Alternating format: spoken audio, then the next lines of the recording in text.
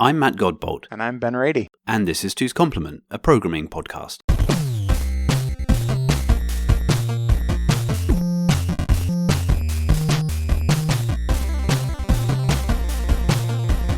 Hey Ben. Hey Matt. So you were talking to us the other day, and by us I mean the folks at work, about one of your pastimes, which isn't really very programming related, but somehow, because you were able to bend it to fit a group of technical people. So I figured we should take the opportunity to ask you on this podcast about that, so that you can, give more people a window into the world that you would describe. So do you want to talk about it? This is definitely off-brand for us. But right. Hopefully I don't know. We're going to statistically lose 7/10 of our listener on this one. What the expected return of our listener reduces. But, know, tell me about golf. Golf, man. And not code golf in this instance. No, not code golf or frisbee golf or there's got to be other kinds of golf. No, I've been playing golf for a long time. I've been playing golf since I was 10, 11, 12, somewhere in that range. And lately, there's been a lot of changes to the game of golf. And it's been able to be quantified a lot more than it could in the past. And this has sort of exposed some sort of well-trodden, well-known, sort of old wisdom as being incorrect or misleading. And as a result, the game has changed pretty dramatically. And in fact, I think you could say that in the last 20 years, golf has probably changed more than it has in the first 500 years. I mean, golf has been played since the 15th century. So, and to back this claim up, this is a pretty bold claim. It's a bold claim. Very bold. And to back this claim up, I would maybe point to one of the most recent major tournaments in golf, the PGA Championship.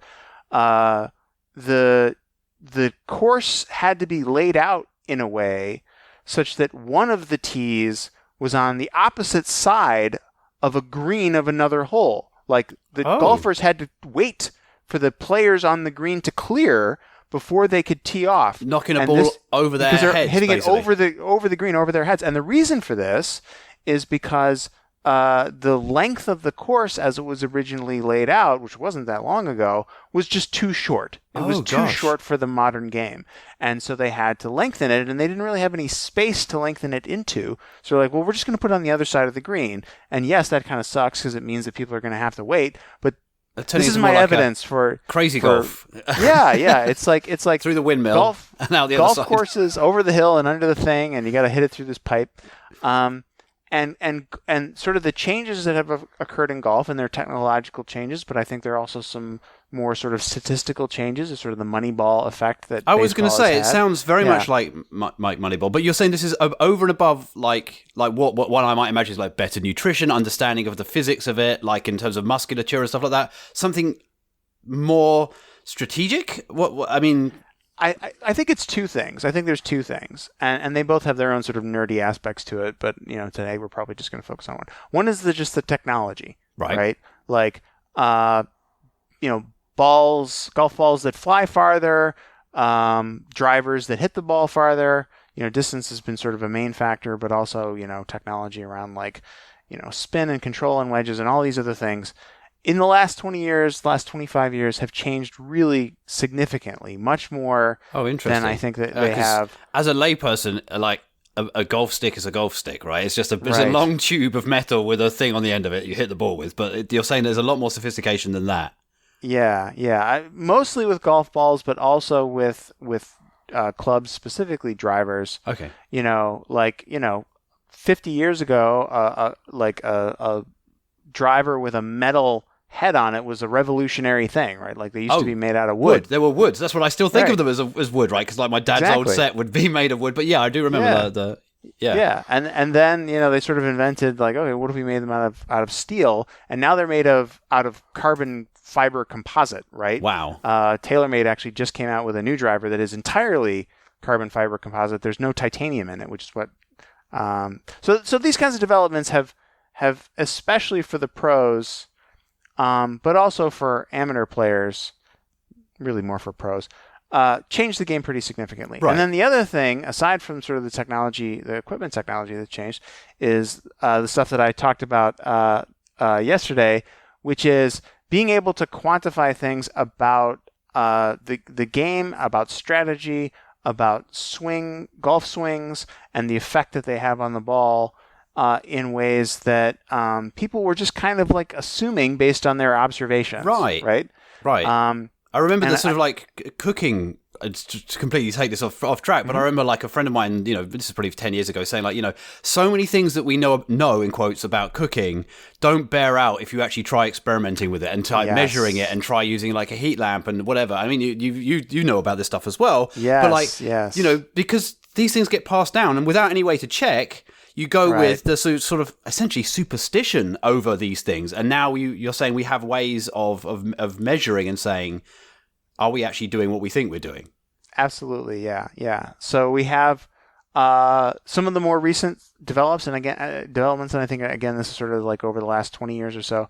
You've got launch monitors. You've got devices that you can put down and when you hit a golf club, and using either high-speed cameras or radar or both, it can measure very precisely what direction the ball flies. You put down a little thing on the near where your ball is, and you like click a button or whatever, and then you sort of take your shot, and then you get some kind of telemetry about what the heck happened. Exactly. You don't even need to click a button; it just detects that there was a golf shot, and it'll record that.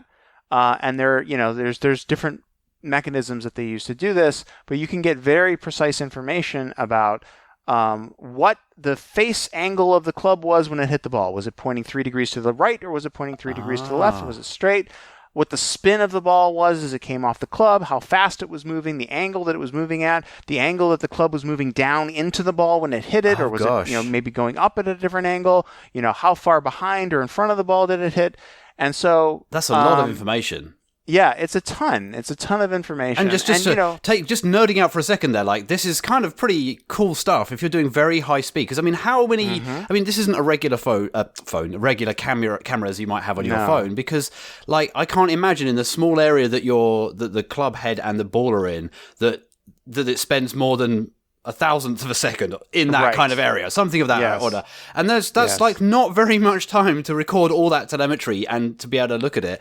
How amazing. And then to process it, and you say you're doing it's doing spin recognition, so presumably the dimples on the ball are enough for it to do like and motion the markings, compensation. like the logo, basically, yes. Oh my God. So like just to get a bit of tech into this, actual tech into this, like there's a lot of cool things going on in there. That's really, really clever. But anyway, the result is you get a ton of information about your shot that allows you to make determinations about whether what actually made the difference. And these devices now have come down in price. The technology's gotten good enough. They're very accurate, and they're not that expensive. A really good launch monitor is kind of expensive. Costs about $20,000. Right, that's a lot of money. that's the sort of the high end. Okay. But you can get ones for the price of a laptop computer. You can get one for like $500 to $2,000, $3,000. And if you're taking it very seriously, as a hobby, that's not totally unreasonable amount of money to spend. Right. And the sort of democratization of this technology, where it's and especially a lot of these things really took off with COVID because people were at home. Not a lot to do, wound up with a little bit of extra spending cash because they're like, well, I can't go out anymore. I can't actually go out and play golf, although they did eventually open that up. What do I do? Well, I'll go buy one of these launch monitors.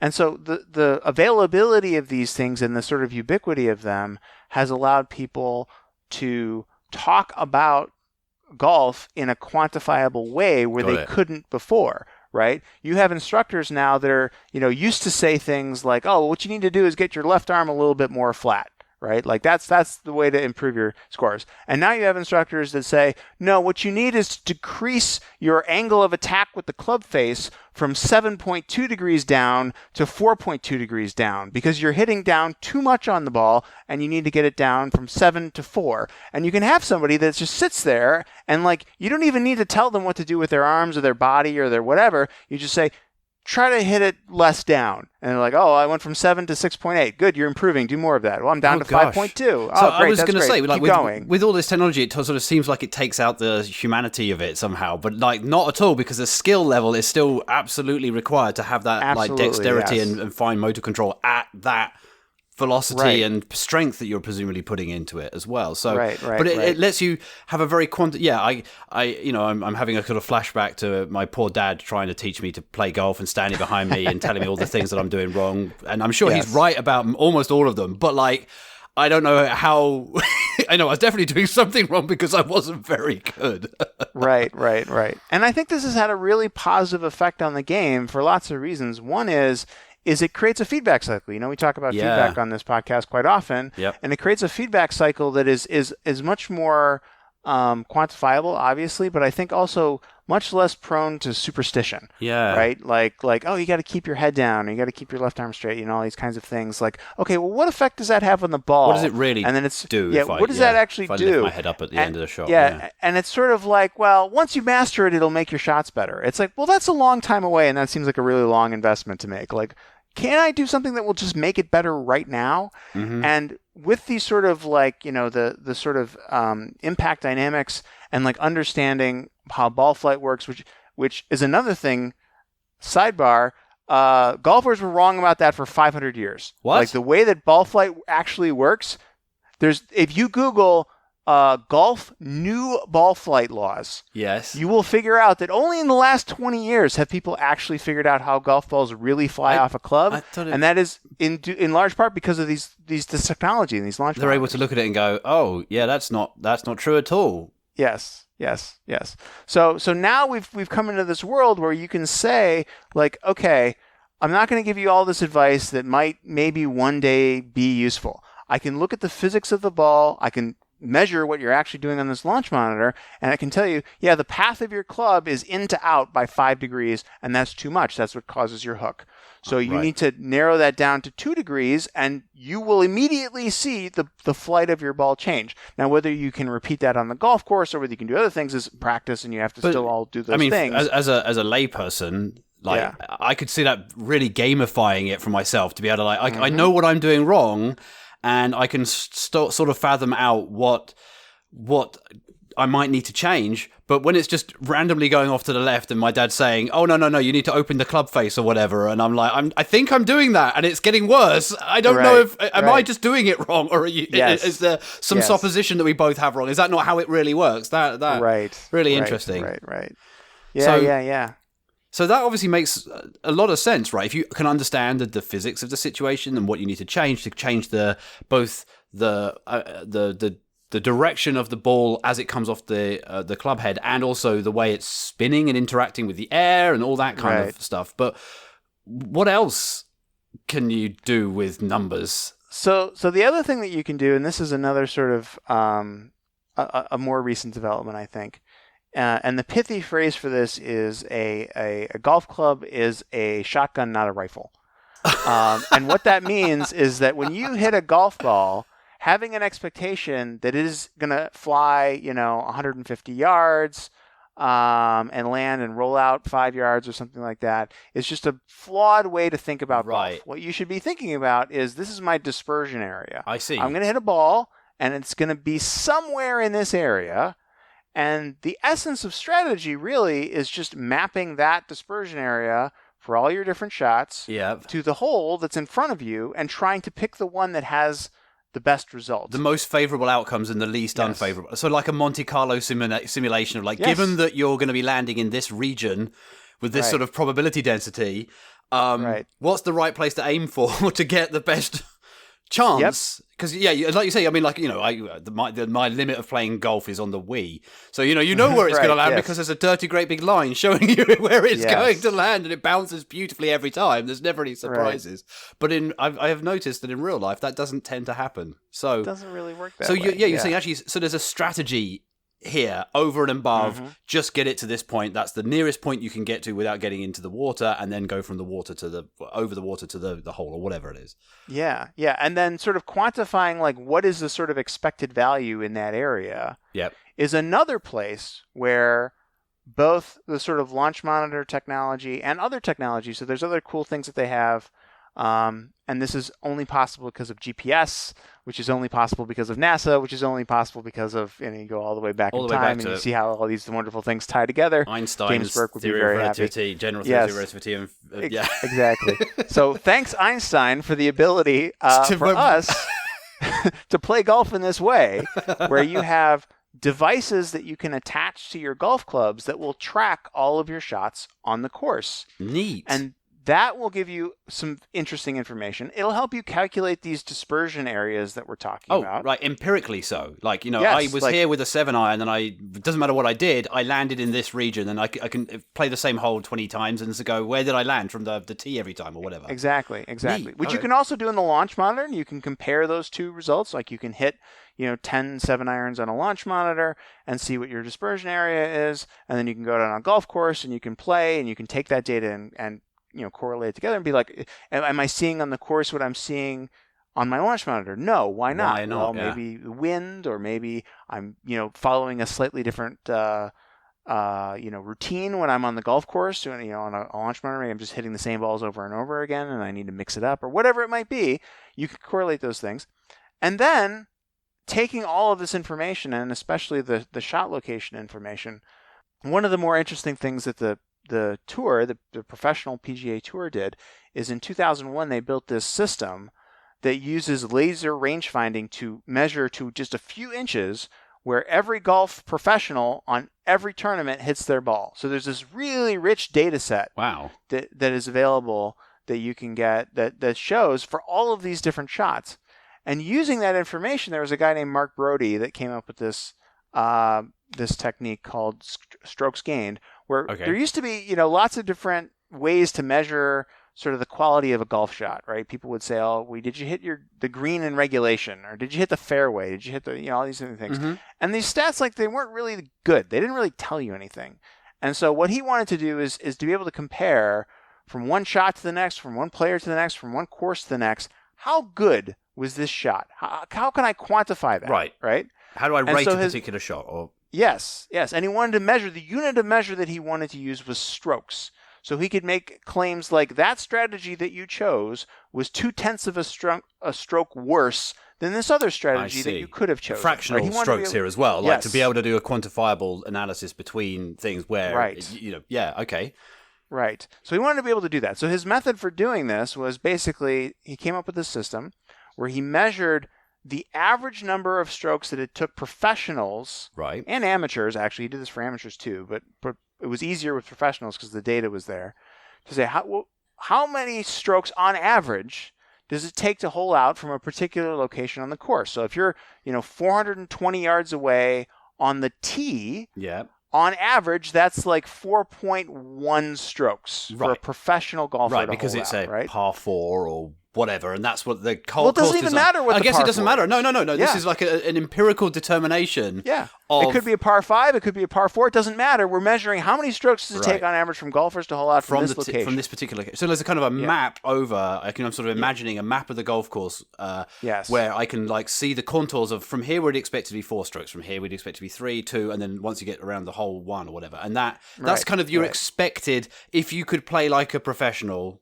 Yes, an average professional from this location, the expected number of strokes would be 3.2, right? Or 1.6. Yep. And so the way that the system he came up with to do this was, we're going to take the average from your starting location. Yep. We're going to subtract 1 because you're hitting a stroke. Right, so you're if taking you hit a that stroke, shot. You would expect to get 1 better. Yep. Right? And then we're gonna subtract the expected number of strokes at the ending location. So if you start out at a starting location and your average is 4.1, and you hit a shot, so we're going to subtract now and go down to 3.1. Because given this system being perfect, then every time you hit a stroke, you should be 1 stroke nearer to the hole. 1 stroke nearer to the hole, right? Exactly. And then if your ending location turned out to not be very good, like you didn't hit a very good shot, and your ending location wasn't 3.1, it was actually like 3.3. Yep. Then you've actually lost 0.2 of a stroke on that. I see. Right? Whereas if you hit a better shot and your ending location was 2.8, then 3.1 minus 2.8, you actually gained 0.3 of a stroke. So you did better, right? And now he had this system that he could use to quantify and say, like, okay, if you hit this shot, you gained 0.2 of a stroke. If you hit this shot, you lost 0.4 of a stroke. I see. Clearly this is better. Well, so that's what you can empirically determine for any one position, like where you are, what you should get, and then hit the ball. Where did you end up? And then you can just say like I can say that it was a gained 0.2 of a stroke there. Yes. And this system takes into account the lie that you have. It takes into account how far you are from the hole. It takes into account whether or not you have a clear line to the flag. So if you have to like chip out, something like that. Oh, I see. If you're like behind a tree or yeah. If you're stuck behind a tree. Again, all of my experience comes from Wii Sports, really. So I mean, we're not really talking. Yeah. So you can imagine taking this information, okay, and then combining it with the shot dispersion patterns. Oh, and now what you're basically doing is just trying to find an area with the lowest stroke or with the most strokes gained. Oh gosh, so you have a huge data set of what actually happened, mm-hmm. and you've got this map of what the scoring, like expected score from any location is, and then you can apply the two and kind of work out. See if there are patterns, presumably, in this data. See if there are patterns, and so to maybe make a video game out of this. Yes. Imagine you've got this little slider, and you can just go through all your clubs, and as you change from 7-iron, 8-iron, 9-iron, wedge, whatever, and as you do that, you can see your dispersion pattern for that club changing and being overlaid on the hole. Yeah. Right.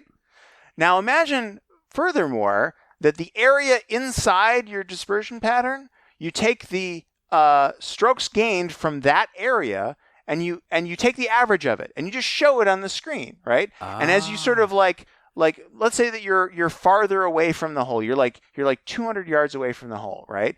And you're like, okay, well I could hit like my 3-wood that goes about 200 yards, but there's a creek that runs in front of the green. So as you scroll through and you go 7-iron, 6-iron, 5-iron, 5-wood, 3-wood, that strokes gained is going danger zone up for the and creek. up and up, right? And then all of a sudden you start intersecting with the creek, and then it starts going down again, right? It's like, because you might hit in the creek, and that'll be a 1-stroke penalty, right? And so and then as you move your aim left to right, maybe you can hit it that far, but take the creek out of play, right? And that's like the quantification of golf strategy. Got it. Right? You can run that Monte Carlo simulation and say, what is my expected value for this club given my abilities and my dispersion, and the actual lie that I'm currently in, and the actual place that I'm going to end up in, or the likely areas, and I can weight them however. That's all right. So now you've definitely turned it into a video game in fact, what you've turned it into is what our day job is. Yeah, that's which is sort of quantitative, like trying to find the minimum or the maximum of some kind of very, very complicated feature set, which is exactly what this is, right? Right. Wow. Yeah, and especially like more skilled golfers, it's not like they just have like their 7-iron shot, right? They have 5 or 6 different shots they can hit with a 7-iron, and each one of them has their own dispersion pattern. So you're talking about potentially hundreds of different patterns that you could potentially map onto a hole. And so, as a player or as a caddy, especially on tour, like you're standing there, like I don't think that these guys are like, mapping these things out quite on the course quite yet. But it wouldn't surprise me if that sort of thing starts to maybe happen a little bit. It's pretty high stakes stuff. So I mean, the drive to want to do this kind of stuff. So exactly. Are there any like general things that come out of analyzing this data? You mentioned right at the beginning that like there are some old folk wisdom things that have been shown to be wrong. So is there something in this that we can? Is there a conclusion we can draw from like this kind of data that would help even like someone as inept as myself? Absolutely. And you may remember some of these things from your youth being taught golf. There's things about the swing that turn out not to be true, and there's things about strategy that turn out not to be true. Oh, okay. One of the things about the swing that turns out not to be true is I was taught as a young lad, because this is golf, that the way that you shape a golf shot, so the way that you control whether your ball is going to curve to the right or curve to the left, right? Because that's sometimes important in golf. You got to curve it around a tree or some other around a obstacle, dog leg right? or something. Yeah, Yeah, something like Again, that. Wii Sports is where I've seen this happen, Yeah, right. or not on purpose at the driving range when I'm doing it. Like, why? Right. Why is it Right. going? Why is it going back round? Why did it do that? Yeah, exactly. So the old school wisdom on how to do this, the thing that was taught by teachers and by professionals, forever, was that you pointed the face of the club at the place where you wanted the ball to wind up.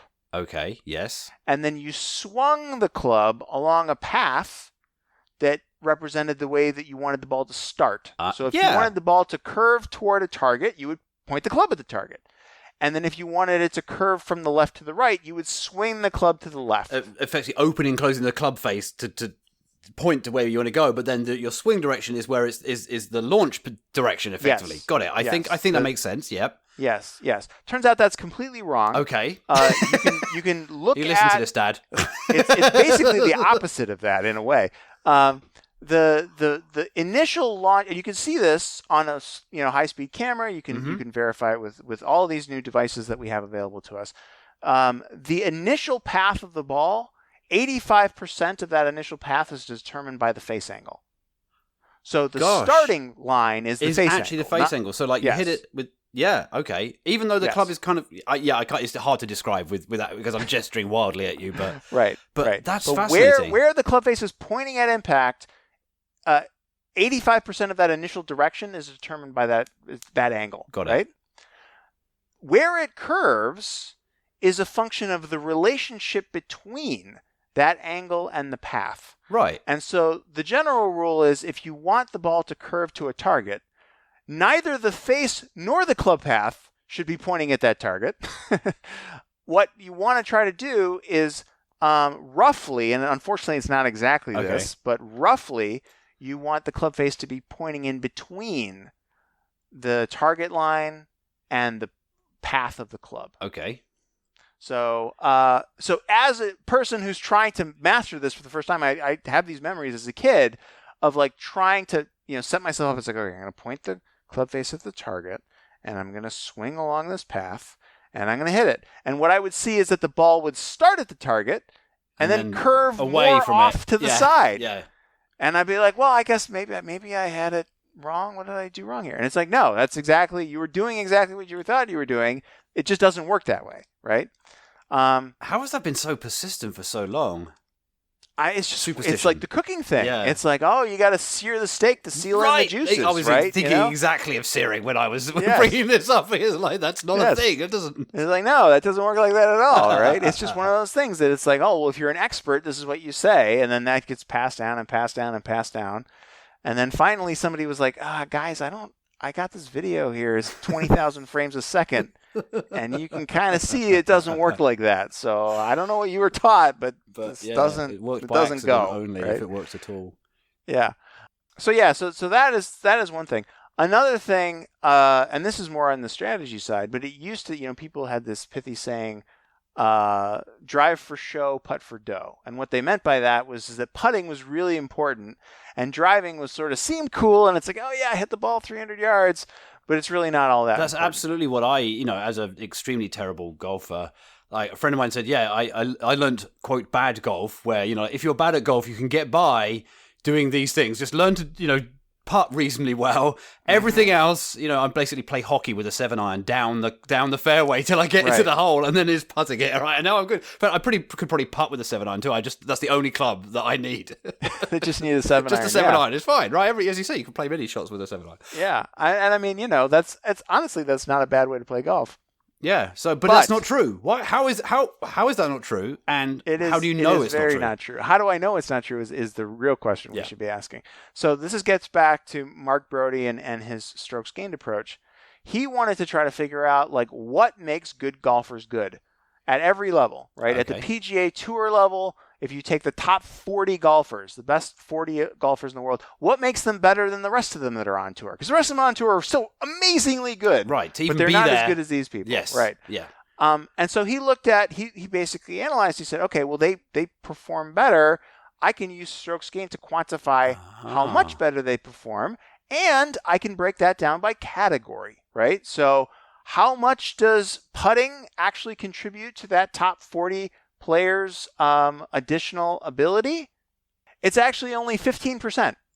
What? So that is yeah. So drive for show, putt for dough doesn't really hold up. So sorry, 15% is go through that again for me because I'm being slow. So let's take the top 40 golfers in the world and let's compare them to the other professional golfers in the world. Okay. They gain more strokes in the strokes gained methodology. Yeah. Okay. Measure them by strokes gained, right? So you like the top 40 golfers.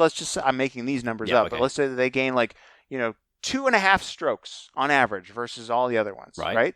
Where does that 2.5 strokes come from? I see. And then you can say, where did... 15% of it comes from putting. Okay, so of the overall improvement, only 15 can be attributed to putting. Exactly. I get exactly. Now. Okay. And driving Yep. contributes to 28%, so almost twice as much. Okay. So it turns out driving is twice as important as putting. Which, again, is so not the received wisdom because, and especially, there's a non-linearity between accuracy and whacking it as hard as you possibly can. So, maybe, but so that may work for professionals, but is that true generally? Yeah, so he did the same analysis. So he didn't have the shot link data, but he actually built an app to allow people to track their own shots. Oh, and there are other people. I was talking before about those devices now that you can get that will track your shots, and those devices have reproduced his results and show the same thing, which is that at every skill level, the thing that differentiates the higher skilled from the lesser skilled players is roughly this. So if we look at on the PGA Tour, so we talked about putting is 15%, driving is 28%. Driving isn't even the most important thing. So the whole drive for show, putt for dough, it's like, well, guys, you left out the most important thing, which is actually approach play. So hitting into greens, right? So hitting from the fairway, hitting from the rough into greens. So not on the tee and not on the green, but like the middle bit. The middle bit, right? Accounts for 40%. Oh my gosh. Of the difference. Right? So that is the dominating factor, and that's true at the professional level. It's also true at the amateur level. So, for example, the difference between a golfer who usually shoots around 90 and a golfer that usually shoots around 80, 67% of their strokes gain, of their advantage, is from driving and approach play.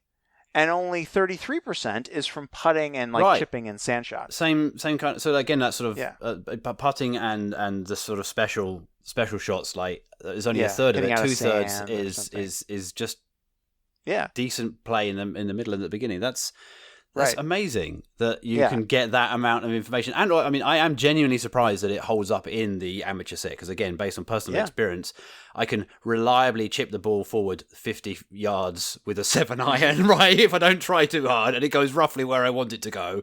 But as soon as I try too hard, then that's when it's off into the undergrowth and I'm searching around for it. So obviously, a base level of skill will help you some amount, but... Yeah, well, one explanation for this, which makes a lot of sense to me, at least, as a golfer, is that I can hit an 8-foot putt. You can hit an 8-foot putt. And you can have some expectation of making that 8-foot putt, right? Yeah, okay. A professional can hit an 8-foot putt. And they're going to make it more often than we do, but they can do that. That's a shot that they can hit. There's no way in the world that I'm hitting a 7-iron 210 yards. Mm-hmm. I'm physically incapable of doing that. Right. I can hit a ball 210 yards, but it's not going to have that descent angle into the green that it's going to make it, and the spin rate that'll make it hold and stick on the green. And not just run off forever afterwards, right? Yes. I have to basically hit a perfect shot to hit a shot onto a green from 210 yards. And I am just not physically capable of hitting this high arcing spinning shot onto a green from 210 yards that stays there. And so that's one explanation, and I think it's the one that Brody likes and a few other people have said, as to why this phenomena happens, because that advantage that professionals have, that 40% advantage, is being able to hit approach shots, and specifically longer approach shots into greens. And that is just shots that amateurs just can't do. You can hit a chip from 50 yards, I can hit a chip from 50 yards, Tiger Woods can hit a chip from 50 yards. But only Tiger can hit his 7-iron 200 yards, and then land and have it stop. And then land and have it stop. And then that, that again down to the splash zone, what do you call it? The dispersion area. It's much better than the splash zone. Of where the shot's going to land. That's fascinating. Right. And also with driving, Tiger can hit that 320 yard, or at least he could in his prime, hit that 320 yard, and professionals today can hit balls 400 yards. I can't physically do that. You could give me 1,000 tries, and I just wouldn't be able to do that. It's a very long way. Yeah. Gosh. Yeah, so all this stuff comes around to sort of show us that, you need data to be able to... data. I mean, you can convince yourself anything without data. Right. Sometimes right. you can convince yourself anything when you do have data, like with C, for example, Yes. benchmarking and micro benchmarks and other things where you can kind of convince yourself, yeah, look, it's much faster this way, only because the branch predictor has got everything right every time, or whatever your folly is there.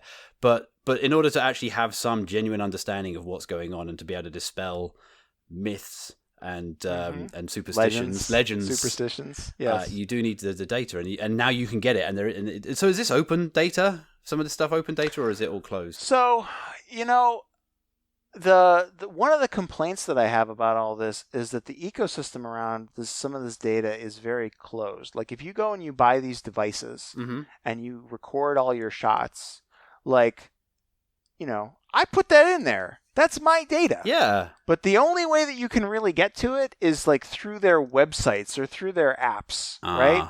And if the app disappears or the company goes out of business or whatever, your data is gone as well. Your data's gone, and it's and if I want to load this into an Excel spreadsheet or a Google Doc or Python program, of course, which I have done. Oh yes. And analyze it myself, I can't do that. There's one company that I don't want to necessarily endorse anyone on the podcast, but there are companies out there that have more open data access. They'll let you get your data as a CSV file, which is exactly how I want it, right? Yeah, right. Yeah, I just want a simple, open, portable format and for then my you data, can go and please. do your own analysis. And then I can go do my own thing. Yeah. But most of them don't do that. They have these sort of closed ecosystems. Now, it's good for them. One of the companies that is very popular and unfortunately has a closed ecosystem is called Arcos.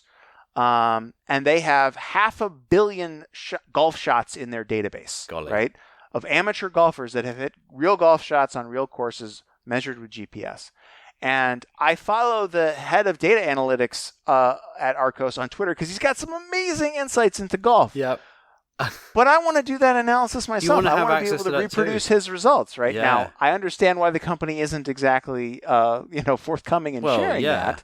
Yeah, I mean, especially aggregated data. I mean, if just the privacy aspects alone, right, as a part of it, because obviously you want to have some idea about what quality level various golfers are and whatever, so you can partition the data. But I can't even get my own data. That seems unforgivable to me. It is. Now, the launch monitor companies actually, I think, have been pretty good about this, right? They have more open formats and you can generally get access to your data. But all these companies that build the club tracking, there's only one that I know of that lets you get your data off, and I think that's a damn shame. Well, a good friend of mine, who I'm talking to right now, has told me before now that if you have a website, then you have an API. So is there any way that you could exfiltrate your own data? I have thought about that. Of course you have. I was a little bit incensed by the idea of, okay, let me understand how this works.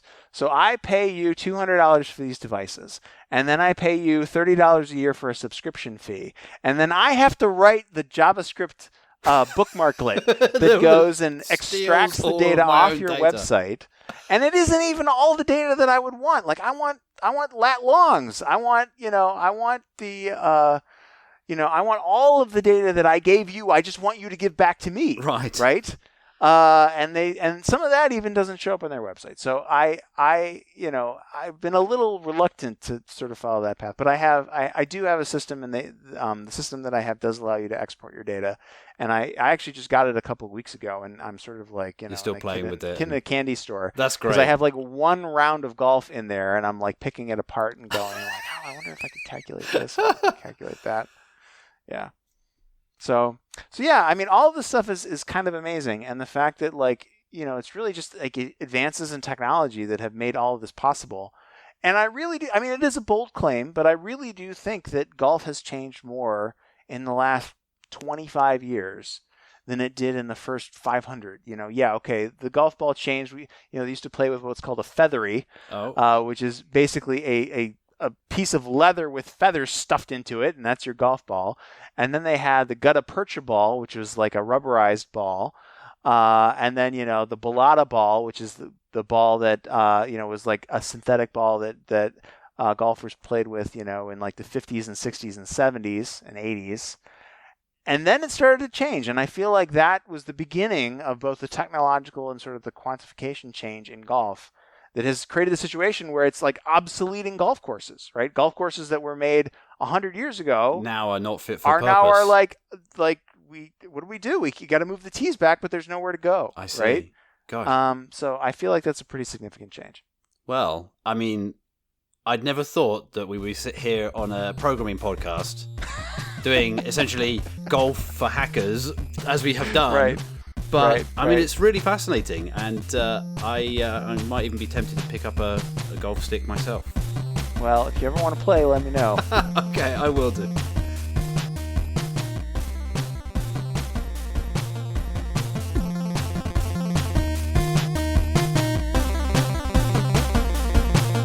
You've been listening to Two's Complement, a programming podcast by Ben Rady and Matt Godbolt. Find the show transcript and notes at twoscomplement.org. Contact us on Twitter at 2CP, that's at TWOSCP.